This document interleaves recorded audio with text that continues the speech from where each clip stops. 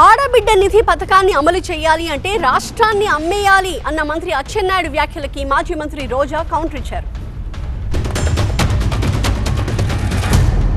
అన్ని చేసిన ఒక్కటే మిగిలిపోతుంది, ఆడవాళ్ళకి నెలకి 1500. అది చెయ్యాలంటే ఆంధ్రానే అమ్మాలి. ఇంకా ఆలోచన చేస్తుంది, అంత డబ్బు అవసరం ఉంది. ఏమి చేయాలి, ఎలాగా పథకం అమలు చేయాలి ఆలోచన చేసి చంద్రబాబు నాయుడు గారు ముందుకెళ్తున్నారు. ఈ రోజు సిగ్గు లేకుండా ఒక అడ్డదిడ్డంగా పెరిగిన అచ్చెన్నాయుడు అంటాడు, ఈ ఆడబిడ్డ నిధి ఇవ్వాలంటే ఆంధ్రప్రదేశ్ అమ్మేయాలంట.